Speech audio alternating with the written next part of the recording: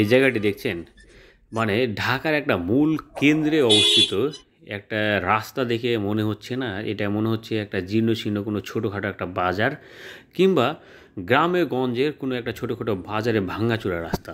প্রিয় দর্শক, এই রাস্তাটি এই গাড়িগুলো দেখলে চিনতে পারবেন। এই রাস্তাটা এমন একটা জায়গা এবং একটা গুরুত্বপূর্ণ একটা রাস্তা, যে রাস্তার এই অবস্থা। ইতিপূর্বে আমি বেশ কয়েকবার দেখিয়েছি এবং তারপরেও আবার আসলাম আজকে। কারণটা হচ্ছে এই রাস্তাটি হচ্ছে রামপুরা বনশ্রী ডেমরা স্টাফ কোয়ার্টার সেই হাইওয়ে।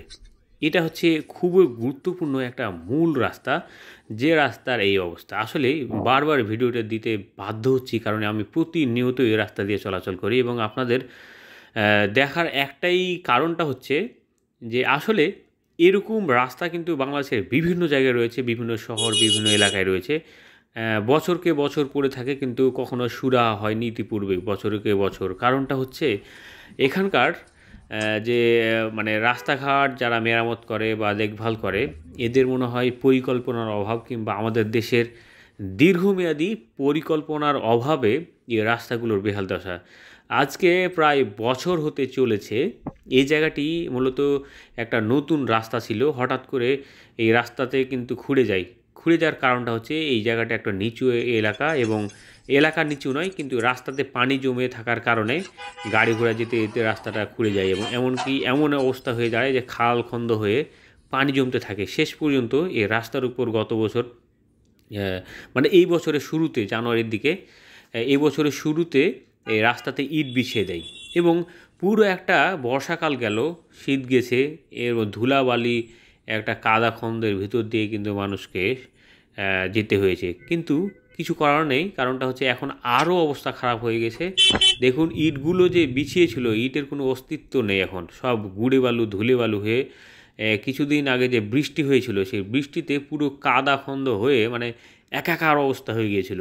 তো যাই হোক, এইটাই হচ্ছে সেই বনশ্রীর একেবারে পূর্ব মাথায় ঢাকার সে গুরুত্বপূর্ণ একটা রাস্তা, যেটা বাইপাস হিসেবে ব্যবহৃত হয় এবং বাংলাদেশের সবচেয়ে যেসব ব্যস্ত শহর মানে ব্যস্ত রাস্তা এবং ভারী যানবাহন চলাচল করে তার মধ্যে কিন্তু এটা একটা। কারণ এয়ারপোর্ট থেকে এয়ারপোর্ট রোডের যত ভারী যানবাহনগুলো ঢাকার ভিতর দিয়ে এদিক দিয়ে রামপুরা বাড্ডা হয়ে আসে, মূলত সবগুলো এই রাস্তা দিয়ে বের হয়ে চিটাং হাইওয়েতে গিয়ে উঠে এবং অনেকটা সিলেট রোড দিয়ে যায় এবং সেই গাড়িগুলো কিন্তু এই রাস্তা দিয়ে প্রবেশ করে ঢাকায়।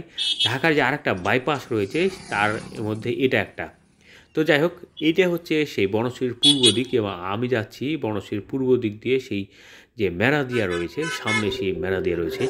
আসলে এই রাস্তাটি দেখুন মানে এদিকে কিন্তু ঝকঝকে তকতকে না, যদিও রাস্তার পাশে জীর্ণশীর্ণ অবস্থা, মানে লম্পঝম্প অবস্থা, কিন্তু আসলে কতদিনে যে আমাদের শহর ঠিক হবে, কতদিনে যে আমাদের পরিবেশ আমরা ঠিক করতে পারবো, এর জন্য দায়ী কে? এর জন্য দায়ী তো আমরা নিজেরাই।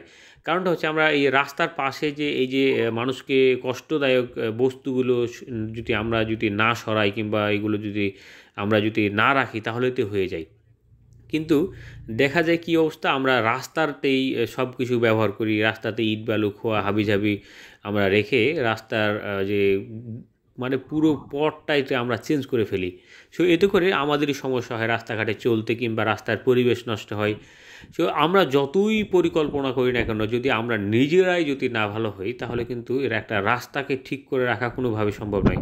আমি প্রতিনিয়ত এই রাস্তা দিয়ে সাইকেলিং করি এবং আসা যাওয়ার পথে ধুলাবালির সম্মুখীন হতে হয়, বৃষ্টির দিনে কাদা।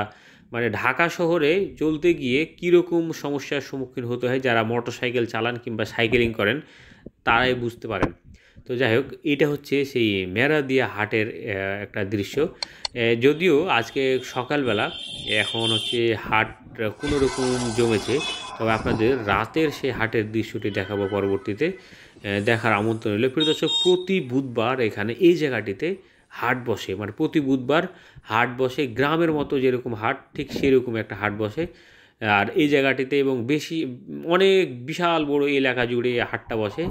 বনশ্রীর মেরাদিয়া, এই পারে হচ্ছে মেরাদিয়া এবং ওই পারে হচ্ছে সেই আফতাবনগর। দেখুন এখানে সুন্দর একটা বাঁশের ব্রিজ রয়েছে এবং দেখুন এইখানে হাট অলরেডি বসে গেছে খুব সকালবেলা, কিন্তু সারাদিন থাকে, রাত 8টা 9টা 10টা পর্যন্ত থাকে কিছু কিছু দোকান।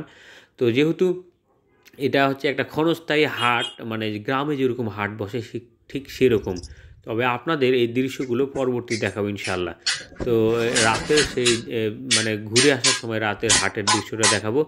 আর ভিডিওটি কেমন লাগলো অবশ্যই আপনার গুরুত্বপূর্ণ মতামত জানিয়ে দেবেন। আর ভালো লাগলে সাবস্ক্রাইব করে সাথে থাকুন। শেষ পর্যন্ত দেখার জন্য ধন্যবাদ। আর আপনার পছন্দের কোনো জায়গা থাকলে সেটিও কমেন্টসে জানান, দেখার চেষ্টা করবেন ইনশাআল্লাহ পরবর্তীতে। Thank you so much for watching.